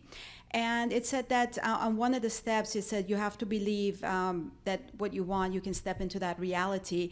Even if you have 1 ounce of 1/10 of 1,000th of percent of 1% of not believing that you can manifest that reality, it's not gonna happen. Like, you gotta full-heartedly believe that.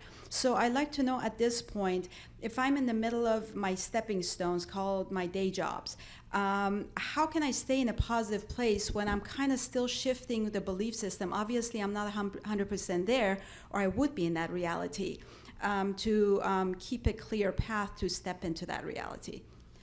Yes. Are you done? Yes. Oh, all right. The question I would ask you back is, can you stay or choose to stay in a positive state while you are actually going through the processing of a negative one? Yes, yes. Then you're in a positive state. Okay, thank you. And whatever is happening in that state is what needs to happen. Please remember, the discovery of negative definitions is part of the process of your positive state of excitement. Okay. So as long as you understand you have an umbrella state of highest excitement, then the idea of discovering negative definitions and going through the process of letting them go will be experienced as part of your excitement and not an interruption in it, or not a slowdown of it. Okay. Make Thank you. sense? Yes, absolutely. All right. Thank you. Next question. I went to Brazil almost a year and a half ago in August, and me and my mom both got a lot of healings, and I will only speak for myself. It was very exciting. We experienced amazing things through these entities healing us. And we keep sending pictures, and we get more layers of different healings, a lot of physical healings. but little ones for me, and it seems like some of them are reverting back. And I like to know how I can stay in a positive place or a healed place. Are you done? I'm done. All right. Embarrassing me. Well, this is actually similar to what we just said. Okay. First of all, you have to understand that if the idea of a healing brings you back into alignment, but you have a definition that it won't last, then it won't last. You will recreate the idea to let you know you're still holding on to a negative definition you haven't discovered yet, because it will push you to explore what that could be. Okay. And that, again, is part of the positive process of discovering more of yourself that you wish to change. Okay. Because just as we said in the initial transmission on Friday night, when we gave you the 7-part permission slip, as you go down the list of these affirmations, you have to understand that affirmations are not enough. Because if you're saying, I am supported, but while you're saying that, you have a definition that doesn't actually allow you to truly believe that you are, to truly know that you are, then when you say, I am supported, you're actually amplifying the belief that you're not. So that's why we're saying when you make these affirmation statements in that 7-part permission slip, pay attention to the feelings and resonance within you as you say each of these things, because if you're truly honestly sensitive about what it is you're experiencing when you utter those affirmations, you'll be able to tell whether you're actually buying into them or whether you're just pretending to gloss over what is actually going on within your definitional system. And you cannot gloss it over. So it's all well and good to go and use a permission slip to heal you and give you a little bit of a breather so that you can work from a more positive space. But understand that by being in that positive space, it will do its job and bring to your attention anything that may still be lurking within your unconscious mind that is out of alignment with you. And so it will crop up to give you something else to deal with and find out what is the ultimate core definition that's going on here that you haven't let go of yet. So that, again, will be a part of your overall process of healing and discovering, healing and discovering, healing and discovering, healing and discovering. So how can I recognize that maybe one of these, maybe it's about change, because one of the healings that I asked for was for my back that I had, I guess you could say, injured. Yes. And it went to a complete healing. But when I started exercising again, and I exercise very rigorously. Why do you do that? Because I enjoy it. Are you sure? Yes, because I look forward to working out. That's fine. But when you say rigorously, hardcore, like I don't just go for a walk, I understand what you mean in terms of the word, but what do you actually mean in terms of the energy? Do you actually push yourself beyond where you actually know it's comfortable for you to go? No, I don't. All right. When I get pain, I stop. I treat myself well enough, I feel. May I make a suggestion? Please. Stop before you have the pain. Okay. Do you think you can sense when you're at the threshold where you're about to have pain and then stop? Yes. All right. Okay. Then if you do it that way, you may allow your body to truly be prepared to go to the next level next time, instead of completely pushing yourself through that wall. You may need right now to just go just to the wall and not insist on smashing your way through it. Okay. All right? Thank you. See if that technique will work a little bit more readily for you. Okay. And let you truly build up strength and stamina rather than taking yourself to the breaking point. Makes sense. Thank you. I know, that's why I said it.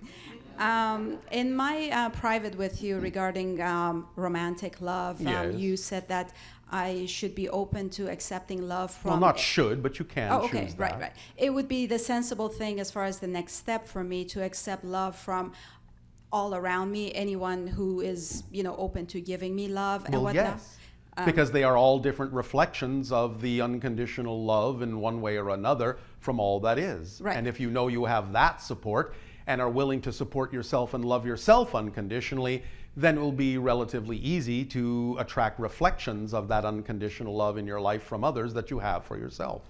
And the challenge with that is that there are people, you know, as I interact with different kinds of people, there are people that come into my reality, they want to spend time with me, not necessarily romantically and whatnot, Yes. but however, they want to give love, and I don't feel the frequencies are matching. I don't enjoy spending Then time that's with an them. act of love to bring to you a vibration that you can clearly see is not compatible, to give you a better sense of what is compatible, and therefore it is an act of love. That's fine, but is it okay that I don't accept their love, or I don't want to spend time with them? Am I rejecting? You can decide for yourself that if you are vibrationally not compatible at that particular moment, you don't necessarily have to continue a relationship in physical proximity. What we're simply saying is you can use the framework in which they are delivering love, even if it appears to be negative, to your positive advantage by recognizing what gift they are actually bringing you. And if the result of using that gift is the recognition that it's not appropriate for you to have physical contact, then that's the result. Okay.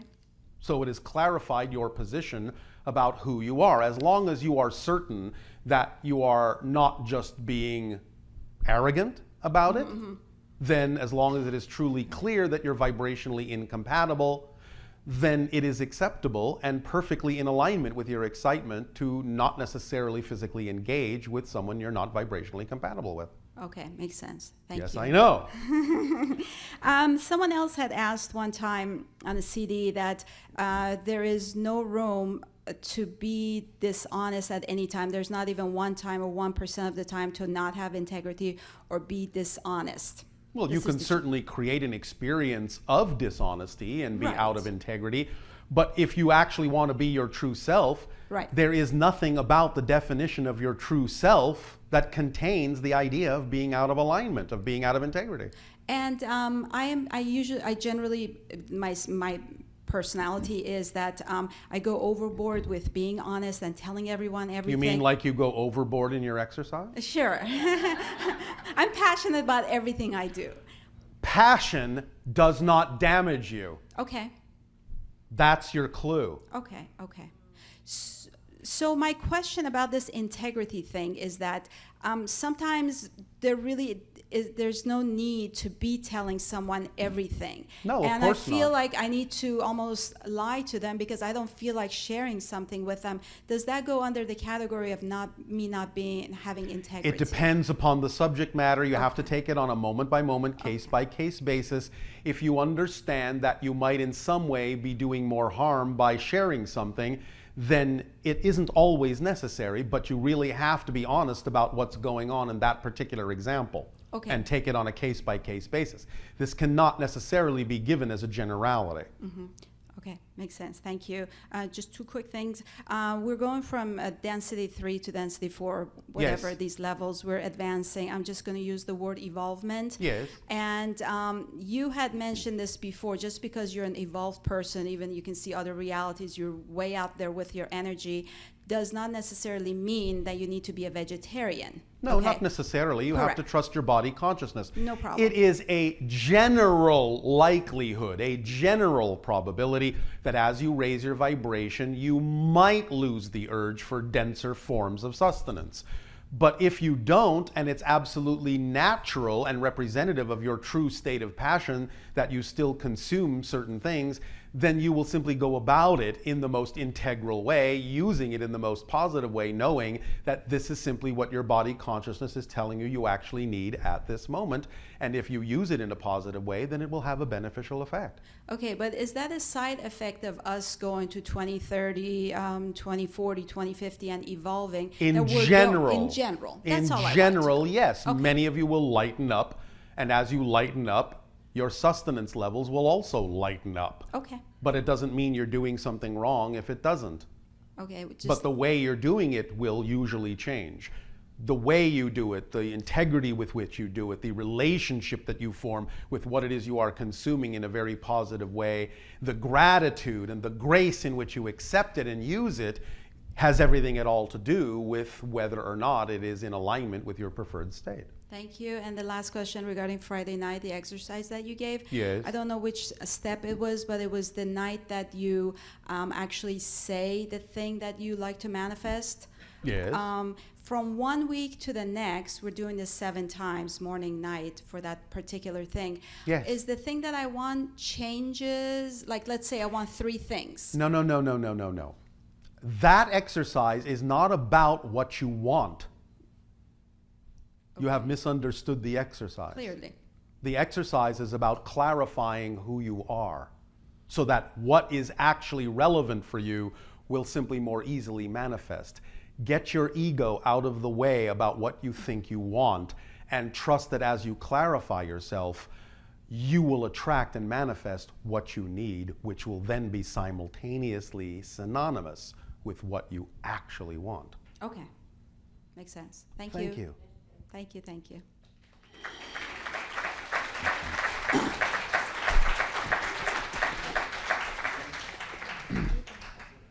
Nania. Yes, I'm right here. All right. Hello, Tadea. And to you, good day. We have about 15, 20 minutes till the holotope. Would you like me to draw some additional questions? We do have also questions from Ustream listeners. You may share your Ustream questions if you wish. Okay. Okay. I think this is a little high for me. The first one is, who or which level of your consciousness conceives of beliefs, be they positive or negative? Is it your higher mind? Is it your brain? Is it your physical mind? It's the physical mind that transforms communications from the higher mind into the framework you call beliefs and definitions.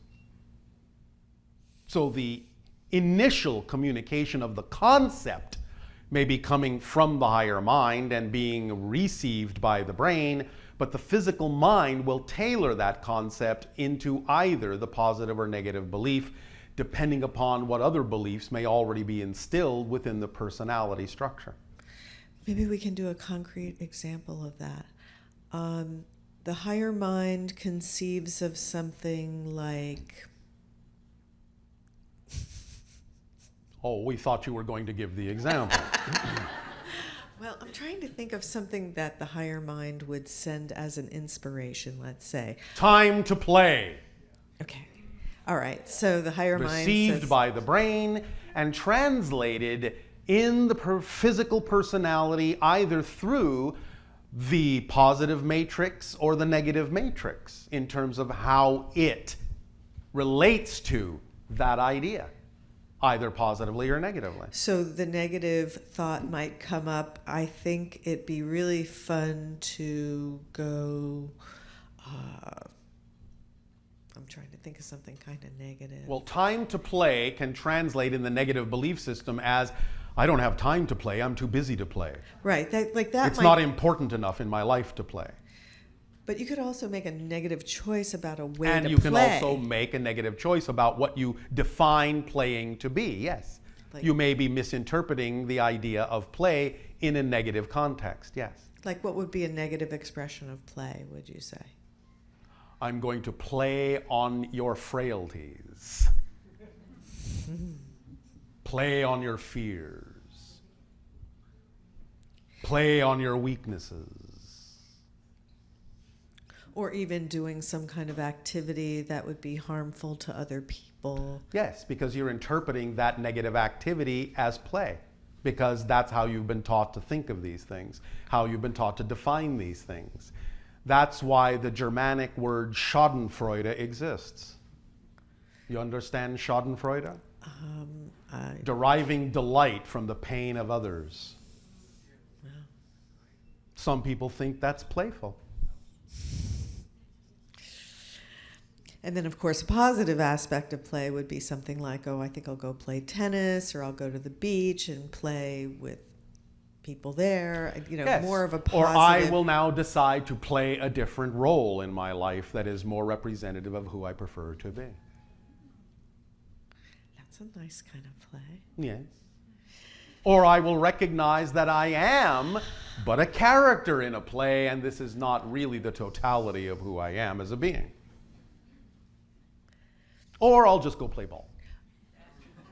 Or perhaps, if there has been some kind of a negative interaction, a resistance interaction in your communication with another being, you might then reverse that by suggesting that instead of being at odds, you play a game or do something else to approach it from a different point of view. That you both agree from a different way to play ball with each other. And you could also have that kind of play where some people like to play video games. Yes. Okay. And that can be an interesting thing because that can actually be a positive or a negative Of behavior. course, just as anything can be. And the thing that would determine whether it was a positive or a negative behavior would be... is whether it is truly representative of the vibration of your excitement or whether you are disguising your anxiety as excitement. Okay. So in a way, that kind of brings us to the next question is, when we talk about the idea of following your excitement, what is the definition of following your excitement with integrity? Allowing yourself to be absolutely honest and clear about the definitions within you that are making it seem that that's the thing you should do in the way that you're doing it. Because every single one of you, if you're really honest with yourself, knows the difference between acting in alignment with your true vibration and acting out of alignment with it. But you can gloss it over and cover it up and be in denial of what you're doing.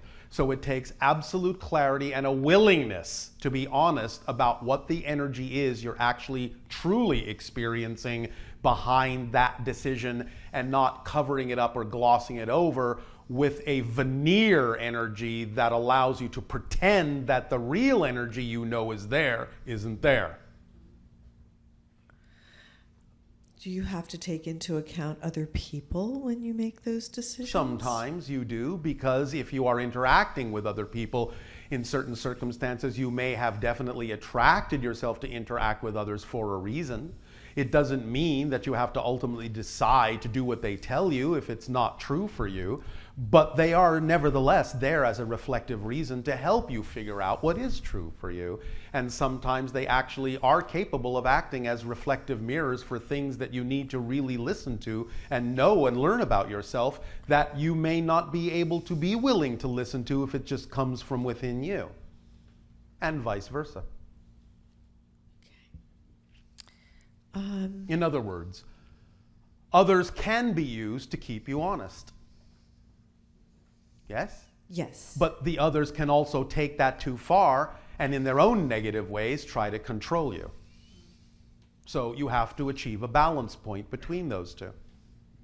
Take what is truly capable of allowing you to align with your truth, and whatever then seems to be another person's issue that they are then projecting on you, just leave behind. Learn to tell the difference. So that's really a challenging part of our evolution. Yes. Is the idea of understanding how to apply these principles Yes. in a way that truly brings you to an aligned state. Yes. As opposed to just following portions of the message and not really being able to Yes. fully express a Yes, positive state. Because we see quite often when we deliver the 3-part formula of acting on your excitement to the best of your ability with 0 insistence on the outcome, that most people on your planet very conveniently forget that third part. Oh yes, I'm acting on my excitement to the best of my ability. And yet this thing I expected to happen still isn't happening. What's wrong with me? Well, you keep forgetting the third part, that the outcome may not be what it needs to be. Because you're insisting that it should be this when it really needs to be that. Stop insisting. Let it show you what it needs to be. Yes? I lost my thought for a second. Oh, it's right here. Oh, thank you. I'm so glad to have it back.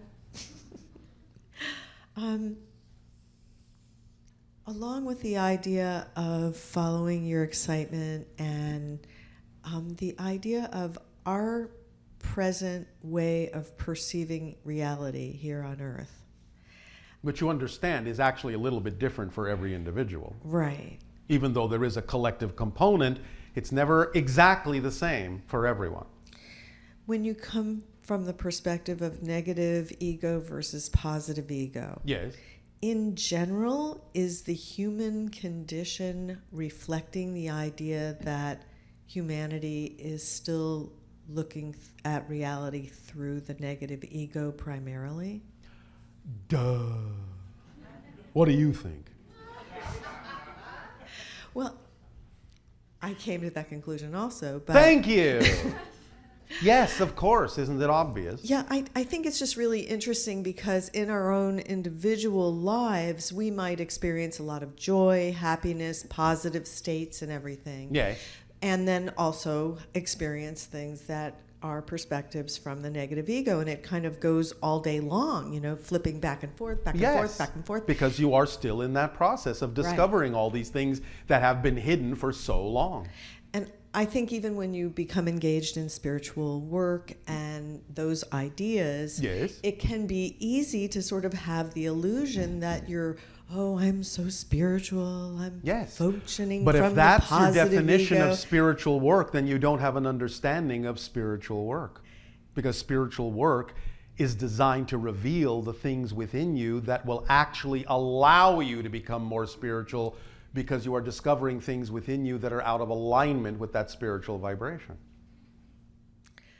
Yes, and so it became more and more obvious that even though all of us are learning to express ourselves and perceive reality through the positive ego, for most people at this point, the journey is still to move from an overall state of buying into negative ego ideas.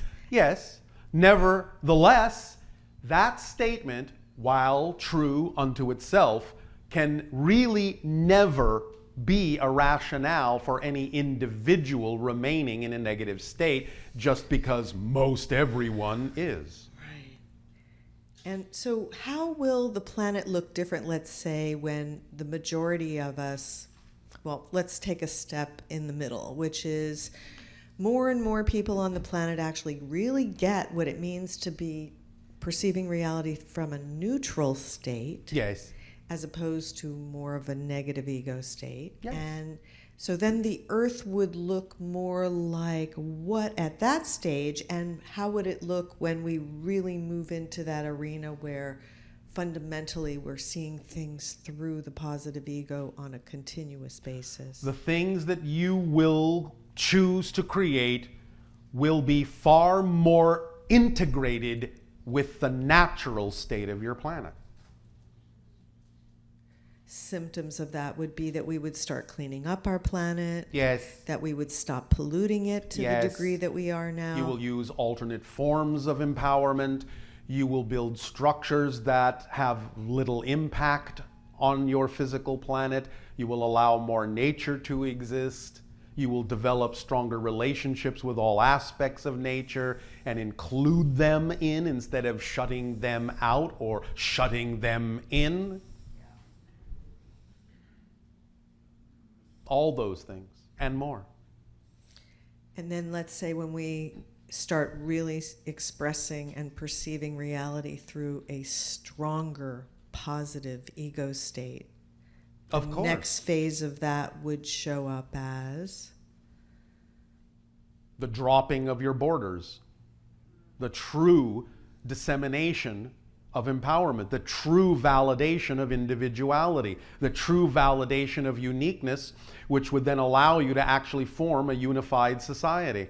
Unification is not the product of being homogeneous. Unification is the product of validating all of the individual differences that are true representations of each being, so that you can function together as the puzzle pieces that work together to form the entire puzzle picture, so that the whole can support the parts, as then the parts are supporting the whole. And more synchronicity will abound, and more forms of abundance will be experienced. And your reality will truly become a very magical reality, and the barriers even between physical and non-physical reality will begin to drop, and spirits will be everywhere in your sight. So people won't experience suffering through loss, through death. Not on that earth. But remember, you're never changing the earth you're on. You're shifting and changing vibrations within yourself and shifting to another version of Earth that is already representative of the change you've made within you. Because that Earth exists right now. You're just not living on it.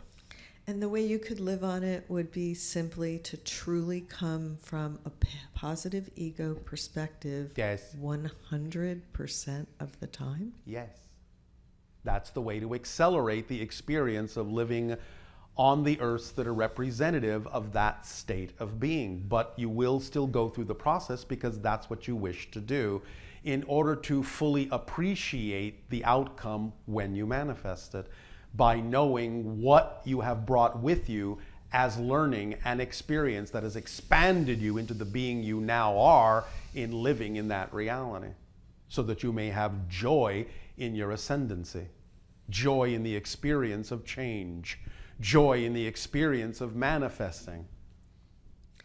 That comes back to what you were initially explaining to us, which is that we came here to experience process. Yes. Of transforming from negative ego state to positive ego state. Yes. And from that, darkness to light, from limitation to freedom. And that as part of that process, our focus will be on identifying limiting beliefs and ideas. Negative limiting beliefs. Negative, right. Because there are positive Right, limiting right, beliefs too. Right. So everything right now is designed for negative beliefs to come up so that you can integrate and transform them. Yes, you're going to get more and more and more negativity in the world because you're going to get everything out on the table, out in front of your faces, so you can all really decide what kind of a world you actually prefer, instead of hiding these things under the table. So you're going to see more negativity as well as more positivity until such time as you no longer need to fear looking at the negative side, and then you will use it in a positive way to divest yourselves of the effects of the negativity and cross the threshold until you then are only experiencing the process of no longer letting go of what is negative, but just letting go of what is no longer relevant as an experience for you. And then creating an ascendancy in your frequency that will allow you to experience the version of Earth that already exists that is more representative of the vibrational state that you will then be. Thank you. Now we will allow you to take a short break, and as has been given to you, we will allow the channel to share with you the present that we have created, the gift we have created of a story for all of you that we wrote.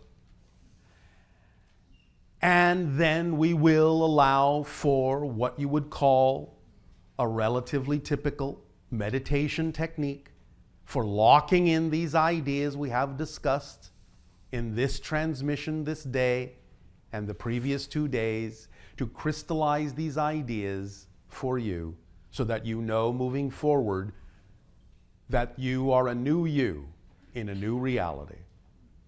Take your break, and we will resume with story time.